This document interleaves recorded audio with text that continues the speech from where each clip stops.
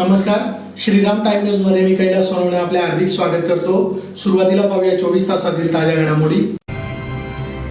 सोनगीर येथे 3 वर्षीय बालिकेवर काकानेच बलात्कार केल्याची घटना घडल्यामुळे सोनगीरसह जिल्ह्यात उडाली खळबळ। नराधाम काकास रात्रीच पोलिसांनी घेतले ताब्यात। आदिवासी वन हक्क कायद्याची अंमलबजावणी करून सर्वांना सातबारा द्यावा, शेतकऱ्यांना सरसकट कर्जमाफी द्यावी यासह विविध मागण्यांसाठी सत्यशोधक ग्रामीण कष्टकरी सभेतर्फे धुळ्यात काढण्यात आला विराट मोर्चा। नागरी सुविधा पुरवाव्या यासाठी पंचवटी परिसरातील रहिवाशांतर्फे महापालिकेसमोर करण्यात आली निदर्शने। ओबीसी मुस्लिम खाटीक समाज संघटनेतर्फे खाटीक समाजाच्या राज्यस्तरीय मेळाव्याचे आयोजन। आणि नकाने गावातील आदिवासी वस्तीत 20 लाख रुपयांचा निधी खर्चून कागदोपत्री 10 सीटचे सुलभ शौचालय बांधल्याचा शिवसेना उभाटाचा आरोप।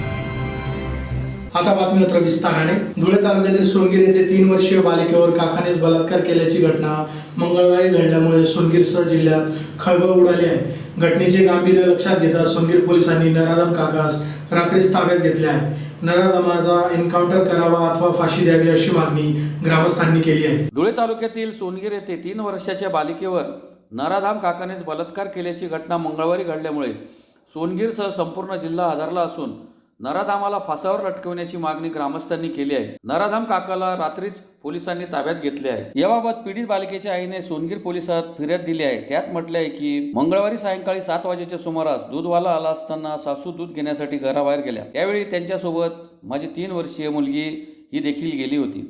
थोड्या वेळाने सासूबाई घरात आल्या तेव्हा त्यांना विचारले असता त्यांनी सांगितले की मुलगी चुलत काका मयूर बापू माळी वय 18 हा बाहेर होता, तो तिला खेळवण्यासाठी त्याच्या घरी घेऊन गेलाय। थोड्या वेळाने मुलगी घरी आली। रात्री 9 वाजता तिला जेवण भरून झोपण्याची तयारी करत असताना ती अचानक रडू लागली। त्यामुळे मी तिला काय झाले असे विचारले असता तिने तिचे गुप्तांग दुखत असल्याचे सांगितले। तिच्या गुप्तांगाला सूज आलेली होती। याबाबत तिला विचारला असता तिने रडतच घडलेला प्रकार सांगितला। शेजारीच राहणाऱ्या या नराधाम चुलत काकाने निर्भयाला त्याच्या घरी नेऊन आतून कडी लावली। बाहेर बघत आला आहे असे त्याने तिला सांगितले। त्यानंतर तिच्यावर अतिप्रसंग केला। निर्भयाने हा प्रकार सांगितल्यानंतर संपूर्ण कुटुंबाला धक्का बसला।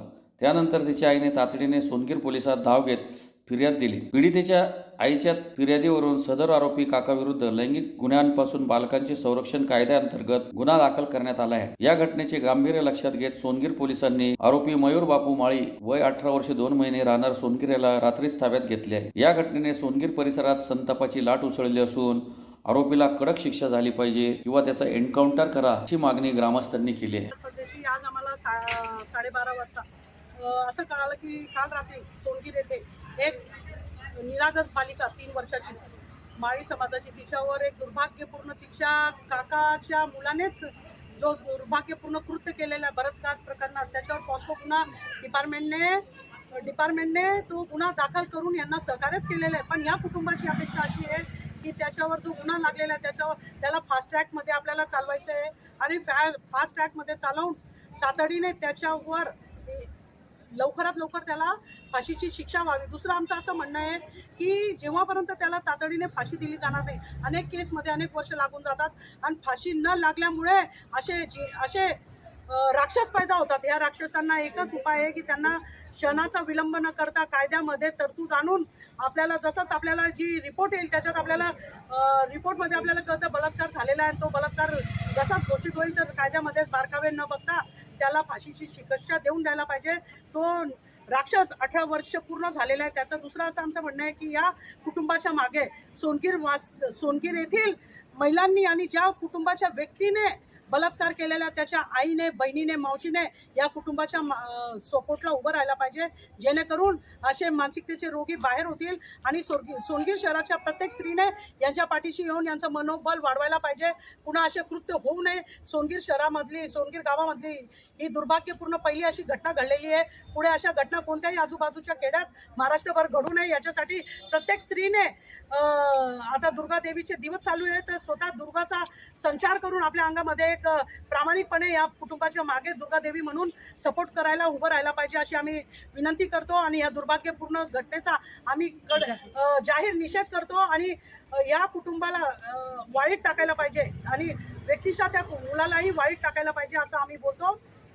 आदिवासी वन हक्क कायद्याची अंमलबजावणी करून सर्वांना 7/12 उतारा देण्यात यावा, शेतकऱ्यांना सरसकट कर्जमाफी द्यावी यासह विविध मागण्यांसाठी सत्यशोधक ग्रामीण कष्टकरी सभेतर्फे धुळ्यात विराट मोर्चा काढून तहसीलदार ग्रामीण यांना निवेदन देण्यात आले. आदिवासी वन हक्क कायद्याची अंमलबजावणी करून सर्वांना 7/12 देण्यात यावा. कापसावरील आयात शुल्क पूर्वीप्रमाणे करावे. दुधासह सर्व पिकांसाठी MSP गॅरंटी कायदा तयार करावा. शेतकऱ्यांना सरसकट कर्जमाफी द्यावी. आदिवासी समाजात इतर समाजांची घुसखोरी बंद करावी. या प्रमुख मागण्यांसाठी सत्यशोधक ग्रामीण कष्टकरी सभेतर्फे धुळ्यात विराट मोर्चा काढण्यात आला. शहरातील फाशी पूल पासून या मोर्चाला सुरुवात झाली. तिथून हा मोर्चा 12 पत्तर मार्गे तहसील कार्यालयाजवळ धडकला. मोर्चा दरम्यान जोरदार घोषणाबाजी देण्यात आली. एकच नारा 7/12, आमचा 7/12 कोरा झालाच पाहिजे अशा घोषणांनी परिसर दणाणून गेला होता. तहसील कार्यालयात तहसीलदार अरुण शेवाळे यांना निवेदन देण्यात आले. निवेदनात म्हटले आहे की आदिवासी व इतर जंगल निवासी वन हक्क कायदा 2006 ची अंमलबजावणी करून दावेदारांना हक्काचा 7/12 द्यावा. मुख्यमंत्री देवेंद्र फडणवीस यांनी नागपूर अधिवेशनात सत्यशोधक शेतकरी सभेला दिलेल्या लेखी आश्वासनाची अंमलबजावणी व्हावी. आदिवासी वन हक्क दावेदारांचा पीक पेरा लावण्यात यावा. त्यासाठी रजिस्टर ठेवण्यात यावे. जिल्हास्तरीय समितीने पुरेशी चौकशी न करता वन हक्क दावेदारांना अपात्र नोटिसा दिल्या आहेत त्या मागे घेण्यात याव्यात. गायरान व इतर पडीत जमिनीवरील कसणाऱ्यांचा हक्क मान्य करा. स्थानिक मजुरांना मनरेगाची कामे जवळच्या अंतरावर उपलब्ध करून द्या. प्रत्येक गावात दफनविधी व घरकुल बांधण्याची कारवाई तात्काळ करा. सर्व शेतकऱ्यांना वीज बिलासह सरसकट कर्जमाफी द्या. अशा एकूण 29 मागण्या निवेदनात करण्यात आल्या आहेत. या मोर्चात सत्यशोधक ग्रामीण कष्टकरी सभेचे आरटी गावित, सुरेश मोरे, रतन सोनवणे, शांताराम पवार, हिरामण ठाकरे, प्रकाश सोनवणे, शिवाजी मोरे, अण्णा सोनवणे, विष्णू सोनवणे, जितेंद्र पवार, यशवंत मालचे, करणसिंग कोकणे, अशफाक कुरेशी, रामलाल गवळी, विनायक ठाकरे, लीलाबाई मोरे, राजू मोरे, प्रमिला पवार, यशोदा मोरे, लता दुळकर यांच्यासह हजारो आदिवासी बांधव व महिला सहभागी झाले होते. सत्यशोधक शेतकरी सभा महाराष्ट्र उपाध्यक्ष आज धुळे जिल्हा येथील तहसील कचेरीवर हा मोर्चा काढण्यात आलेला आहे. धुळे जिल्ह्यामध्ये अतिवृष्टीमुळे सोयाबीन असेल, कपाशी असेल, मका असेल या पिकांचे अत्यंत जास्त नुकसान झालेलं आहे. तरी पण हा धुळे जिल्हा हा ओला दुष्काळ जाहीर करत नाही किंवा पंचनामे सुद्धा करायला तयार नाही. ते पंचनामे करायला पाहिजे आणि प्रत्येक शेतकऱ्याला सरसकट 50,000 रुपये ही मदत मिळायला पाहिजे, ही प्रमुख मागणी आहे. त्याच्यानंतर आज महाराष्ट्रभरामध्ये आदिवासींच्या आरक्षणामध्ये धनगर असेल, बंजारा असेल, अजून इतर जाती या जाणून बुजून इथलं RSS असेल किंवा BJP सरकार असेल हे मुद्दाम होऊन आदिवासींना दोन समाजामध्ये ते निर्माण करण्यासाठी घुसवतात. आदिवासी कधीही सहन करणार नाही. आदिवासींचे आरक्षण आम्ही कुणालाही देणार नाही हे ठणकावून सांगण्यासाठी आज इथं आलेलो आहोत. त्याच्यानंतर तिसरी जी मागणी आहे की आम्ही पिढ्यानपिढ्या वन जमीन कसतोय त्या जमिनीचा 7/12 मिळायला पाहिजे. यासाठी आम्ही वारंवार मोर्चे काढलेले आहेत. त्याच्यानंतर आम्ही गेल्या 2023 मध्ये 16 दिवस पायी चालत मुंबईला गेलो होतो. नाशिक या ठिकाणी माननीय देवेंद्र फडणवीस साहेबांनी आम्हाला अडवला आणि चर्चा केली. त्याच्यात आम्हाला जे लेखी आश्वासन दिलंय आता 3 वर्ष होत आले, परंतु त्या लेखी आश्वासनाची अंमलबजावणी झालेली नाही. या धुळे जिल्ह्यामध्ये ते स्थगित आहे. ती अंमलबजावणी व्हायला पाहिजे आणि आदिवासींना कसत असलेल्या जमिनीचा 7/12 उत्तर मिळाला पाहिजे. यासाठी या 3-4 प्रमुख मागणीसाठी आणि इतर आमच्या 54 मागण्या या घेऊन आज आम्ही तहसील कचेरीला हा मोर्चा काढण्यात आलेला आहे. जर आज सकारात्मक उत्तर आम्हाला मिळाले नाही तर येणाऱ्या दिवसामध्ये रस्ता रोको आंदोलन करण्याचा इशारा सुद्धा आज आम्ही सरकारला या वतीने देत आहोत. धुळे शहरातील पंचवटी परिसरात रस्त्यांची दुरावस्था झाली असून नळांना दुर्गंधीयुक्त पाणी पुरवठा होत आहे. पथदिवे अनेक महिन्यांपासून बंद असून कचराही वेळोवेळी उचलला जात नाही. या विरोधात रहिवाशांतर्फे महापालिकेसमोर निदर्शने करून उपाययोजना करण्यासाठी आयुक्तांना निवेदन देण्यात आले. धुळे शहरातील पंचवटी परिसरात गेल्या 10 ते 15 वर्षांपासून रस्त्यांची कामे झाली नसल्याने खड्ड्यांचे साम्राज्य तयार झाले आहे. नळांना दुर्गंधयुक्त पाणी पुरवठा होत आहे. पथदिवे बंद असून कचराही वेळोवेळी उचलला जात नाही. यामुळे संतप्त रहिवाशांतर्फे महानगरपालिकेसमोर निदर्शने करीत आयुक्तांना निवेदन देण्यात आले आहे. निवेदनात म्हटले आहे की पंचवटी परिसरातील मुख्य रस्ते पूर्णपणे खड्डेमय झाले आहेत. रस्त्यात खड्डे आहेत की खड्ड्यात रस्ते आहेत हेच ओळखता येत नाही. यामुळे वाहने घसरून लहान मोठे अपघात होत असून नागरिकांची गैरसोय वाढली आहे. परिसरात दरवर्षी नवरात्रोत्सव, चैत्र यात्रा, श्रावण मासातील नामसप्ताह, दत्त जयंती, गोकुळाष्टमी, आषाढी कार्तिकी एकादशी यासह अनेक धार्मिक कार्यक्रम मोठ्या प्रमाणावर पार पडतात. तसेच अमरधामकडे जाणाऱ्या अंतयात्राही याच मार्गाने जातात. मात्र रस्त्यांच्या दुरावस्थेमुळे गंभीर अडचणी निर्माण होतात. तसेच अनेक भागातील पथदिवे अनेक दिवसापासून बंद आहेत. ऐन नवरात्रीमध्ये नदी किनाऱ्यावरील कचरा उचलला गेला नाही. संपूर्ण कचरा रस्त्यावर साचलेला आहे. गेल्या 10 वर्षांपासून रस्त्यासाठी पाठपुरावा सुरू आहे. माजी महापौर व उपमहापौर अनेक नगरसेवक आमच्या भागातील असताना ही कामे आजपर्यंत झालेली नाही. वेळोवेळी त्यांना विचारणा करण्यात आली. दरवेळेला 1 महिन्यात होईल, 2 महिन्यात होईल अशी वेगवेगळी उत्तरे ऐकून 6 ते 7 वर्षे होऊन गेली. अजूनपर्यंत रस्त्यांना मुहूर्त निघत नाही. तरी रहिवाशांच्या समस्यांचा विचार करून योग्य ती दखल घ्यावी अशी मागणी करण्यात आली आहे. अन्यथा नागरिकांतर्फे आंदोलनाचा इशारा देण्यात आला आहे. यावेळी माजी नगरसेवक सुरेश जैन, रवींद्र पाटील, राजेंद्र रणधीर, नितीन गर्ग, मिलिंद गर्गे, विजय चौधरी, प्रशांत उपकारे, भिकाजी पाटील, भोला गोसावी, अरुण बारी, श्यामराव महाजन, अयान काटिक, सचिन माळी, अशोक पारधी, सुरेश मोरे, कृष्णा कोळी, विक्रांत कोळी, सागर वाडिले, पियुष मोरे, संतोष कापडे आदी उपस्थित होते. आज आम्ही या ठिकाणी पंचवटी भागातील मंजूर झालेली विकास कामे गेल्या 10 ते 15 वर्षापासून आम्ही खड्ड्यांमध्ये वावरतो आहोत. रस्त्यांची कामं झालेली नाहीत आणि ठेकेदाराचा आडमुठ्ठेपणा त्या ठिकाणी आमच्या नजरेत येतोय. आणि या ठिकाणी रस्ते इतके मोठे मोठे तुम्ही प्रत्यक्ष पाहून तिथं पाहणी करा. आणि त्या रस्त्यांच्या खड्ड्यांमध्ये काही अपघात झाले आणि अनेकांचे चष्मे फुटले, कोणाचे टाके आले, कोणाला काय काय त्रास झाला. परंतु नगरसेवक कुठं आहे ते आम्हाला काही समजत नाही. आमच्या भागातील महापौर, उपमहापौर हे सुद्धा 3 वर्षापूर्वी होऊन गेले, परंतु 10 ते 15 वर्षापासून आमच्या भागाचे एक खडीचा तुकडा सुद्धा टाकला गेला नाही. का बरं आम्ही पैसे भरत नाही का? पंचवटी भागात नागरिक राहत नाहीत का? पंचवटी भागातलं यांचं लक्ष का नाही आहे याची चौकशी करण्यासाठी आम्ही या ठिकाणी आणि निवेदन देण्यासाठी आज पंचवटी भागातील सर्व नागरिक, माया भगिनी, बंधू, या ठिकाणी आमचे तरुण मित्र हे सर्व या ठिकाणी आलेलो आहोत. आज याच्या पुढे 15 दिवसात जर हे काम सुरू नाही झालं, अन्यथा आम्हाला भिक्षा आंदोलन करून पंचवटी भागामध्ये नगरपालिकेचा धिक्कार करावा लागेल. हे निवेदन देण्यासाठी या ठिकाणी आलेलो आहोत.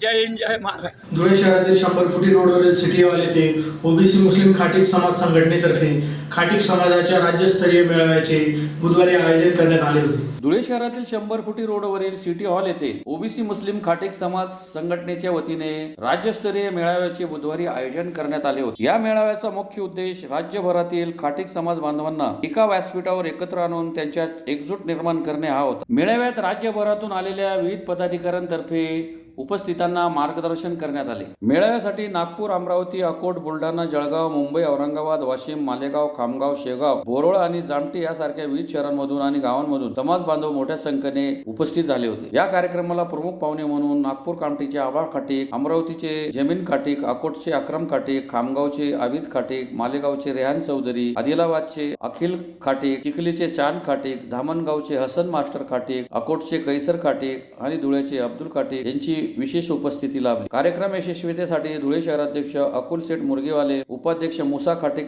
मांडेवाले, छोटू खाटीक मच्छीवाले, पंच कमिटीचे खजिनदार हाजी नईम शकूर मुरगीवाले, हाफिज खाटीक, वकील जिलानी, अफरोज खाटीक, युसुफ खाटीक, वकील इसामुद्दीन खाटीक यांच्यासह धुळे शहर पंच कमिटीच्या सर्व सदस्यांनी विशेष परिश्रम घेतले. ओबीसी मीटिंग के बुनियाद पे हम सब एक जगह इसीलिए जमा हो कि हम इसके आगे एक जगह होने के बाद हमारी एक बताएंगे. आज जैसा कि अल्लाह के मदद से आज हमारे दुनिया शहर के तमाम भाइयों, तमाम बच्चों ने जो सुना कि हमने हमारे हौसला अफजाई की है, तो ऐसे हम चाहते हैं कि हमारी संगठन जो है, ओबीसी संगठन जो है, खाटी गिराने की जो संगठन है, ऐसी हर जगह मजबूत बने. जैसे कि हमने ये सोचा है कि भाई अभी जैसे दुनिया शहर के अंदर भी है, ऐसे दुनिया के बाजू जलवा भी है, जलवा के अंदर भी संगठन बने. और आपको जिला के अंदर जैसे तालुके हैं, तालुके की जो है इनके भी संगठन बने. ऐसा हमारे संगठन बनते बनते हमारी पूरी संगठन बन जाएगी.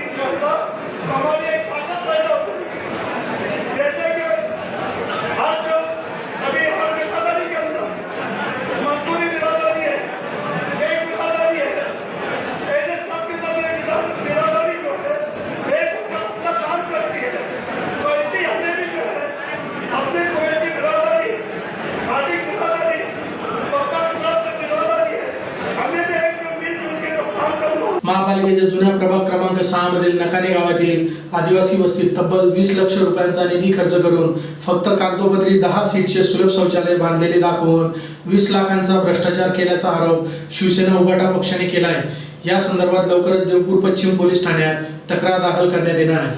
महापालिकेच्या जुन्या प्रभाग क्रमांक 6 मधील नकाने गावातील आदिवासी वस्तीत तब्बल 20 लक्ष रुपये निधी खर्च करून 10 सीटचे सुलभ शौचालय बांधण्यात आल्याचे कागदोपत्री दाखवण्यात आले असले तरी प्रत्यक्ष त्या ठिकाणी असे कोणतेही शौचालयच उभारलेले नाही असा धक्कादायक प्रकार समोर आला आहे। यावरून शिवसेना उद्धव बाळासाहेब ठाकरे पक्षाने महापालिका प्रशासनासह मागील सत्ताधाऱ्यांवर भ्रष्टाचाराचे आरोप केले आहेत। या संदर्भात शिवसेनेचे विधी व न्याय विभागाचे प्रमुख ॲडव्होकेट भूषण उर्फ बंटी पाटील यांनी गेल्या पंचवार्षिक कार्यकाळात नकाने गावात कोणकोणती विकासाची कामे करण्यात आली त्या संदर्भात महानगरपालिकेकडून माहिती मिळवल्यानंतर कामांची चौकशी केल्यावर सदर प्रकार उघडकीस आला आहे। सन 2021-22 मध्ये प्रभाग क्रमांक 6 येथे महानगरपालिकेच्या महिला बाल कल्याण निधी अंतर्गत नकाने गावातील आदिवासी वस्तीत मगन मातंग यांच्या घराजवळ महिलांसाठी 10 सीट सार्वजनिक शौचालय बांधणे कामासाठी 19,78,878 रुपयांचा निधी मंजूर झाला होता। या सुलभ शौचालयाचे काम आदर्श कन्स्ट्रक्शन यांनी 9/2/2023 रोजी पूर्ण करून धुळे महानगरपालिकेच्या तिजोरीतून 19,98,878 रुपयांचे कामाचे बिल देखील काढून घेतले आहे। यावेळी शिवसेनेचे जिल्हा प्रमुख अतुल सोनवणे, उपजिल्हा प्रमुख नरेंद्र परदेशी, महानगर प्रमुख धीरज पाटील आदींसह शिवसेना पदाधिकाऱ्यांनी आदिवासी वस्तीत जाऊन प्रत्यक्ष पाहणी केली। स्थानिक रहिवासी मगन मातंग यांनी सांगितले की या भागात कधीच शौचालय उभारण्यात आलेले नाही। आजही महिला भगिनींना उघड्यावर शौचास जावे लागते। याबाबत आदिवासी बांधवांनी संताप व्यक्त केला असून सुलभ शौचालयाचा निधी खाऊन आमच्या हक्कावर डल्ला मारला असा रोष व्यक्त केला। तब्बल 20 लाखांचा भ्रष्टाचार महापालिका आयुक्त, संबंधित अभियंता आणि स्थानिक माजी नगरसेवक यांच्या संगनमताने झाल्याचा आरोप शिवसेना पदाधिकाऱ्यांनी केला आहे। या संदर्भात लवकरच देवपूर पश्चिम पोलीस ठाण्यात औपचारिक तक्रार दाखल करण्यात येणार असल्याचे ॲडव्होकेट भूषण पाटील यांनी सांगितले। ॲडव्होकेट बंटीभाऊ पाटील यांनी नकाने गावामध्ये जो भ्रष्टाचार या ठिकाणी उघडकीस आणलेला आहे, आदिवासी वस्तीमध्ये 5 ठिकाणी जवळपास जे शौचालय होते त्याचे एकूण 20-20 लाखाचे बिलं या ठिकाणी काढण्यात आलेले आहे। 2021 आणि 22चे महानगरपालिकेचे कार्यादेश या ठिकाणी आहेत। प्रत्यक्षामध्ये ज्यावेळेला आम्ही शिवसेनेच्या वतीने त्या ठिकाणी पाहणी केली त्यावेळेला त्या ठिकाणी शौचालय कुठल्याही प्रकारचं बांधकाम केलेलं त्या ठिकाणी आढळून आलेलं नाही आहे। त्याचप्रकारे काल नकाने गावामध्ये अचानक अमृत योजनेच्या अंतर्गतमध्ये पाईपलाईन टाकण्याचं काम या ठिकाणी सुरू करण्यात आल्याचं स्थानिक माजी नगरसेवकांनी आणि महानगरपालिकेच्या अधिकाऱ्यांनी त्या ठिकाणी सांगितलं। बंटी पाटलांनी जीवन सोनवणे आणि मनपाचे ओरशेर ओगले यांना फोन लावल्यानंतर त्यांनी सुद्धा हे सांगितलं की अमृत योजनेचं काम या ठिकाणी सुरू आहे। अमृत योजना धुळे शहरामध्ये सुरू होऊन आज 5 वर्ष या ठिकाणी झालेले आहेत आणि नकाने गावाचा समावेश होऊन या ठिकाणी 7 ते 8 वर्ष या ठिकाणी झालेले असताना नकाने गावातील जेवढेही विकास कामं होते त्या विकास कामांचा संपूर्ण पैसा, पिण्याची पाईपलाईन असेल, 5 ठिकाणी शौचालय असतील, हातपंप असतील, यांचा सगळ्याचा सगळा पैसा स्थानिक भाजपा नगरसेवकांनी या ठिकाणी नागरिकांचा खाऊन घेतलेला आहे आणि जवळपास त्या पैशाची रक्कम 5 ते 10 कोटी रुपये या ठिकाणी होते। काल धुळे शहराचे आमदार शहरामध्ये वेगवेगळ्या ठिकाणी फिरत होते आणि मी धुळेकरांच्या विकासासाठी किती प्रयत्नशील आहे याचा आव त्या ठिकाणी आणत होते। मी आदरणीय आमदारांना या ठिकाणी विनंती करतो की आमदार साहेब, हा पुरावा या ठिकाणी आहे, तुमच्या सर्वच्या सर्व कार्यकर्त्यांना घेऊन या नकाने गावामध्ये या। नकाने गावामध्ये आदिवासी वस्तीमधले शौचालय आम्हाला दाखवा। नकाने गावामध्ये पाईपलाईन झाल्याचे हे जे बिलं काढले गेलेले आहेत, हे बिलांचे ज्या पाईपलाईन झालेल्या आहेत त्या पाईपलाईन आम्हाला दाखवा।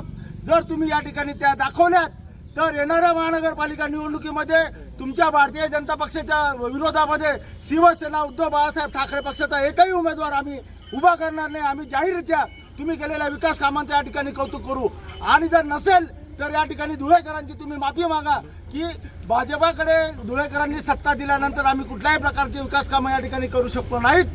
उलट आमच्या नगरसेवकांनी त्या ठिकाणी सर्व नागरिकांचा पैसा हडप केला, हे जाहीररित्या या ठिकाणी कबूल केलं। पुन्हा एक नजर ठळक घडामोडींवर।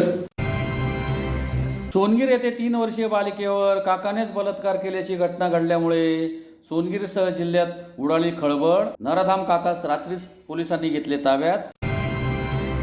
आदिवासी वन हक्क कायद्याची अंमलबजावणी करून सर्वांना सातबारा द्यावा, शेतकऱ्यांना सरसकट कर्जमाफी द्यावी यासह विविध मागण्यांसाठी सत्यशोधक ग्रामीण कष्टकरी सभेतर्फे धुळ्यात काढण्यात आला विराट मोर्चा।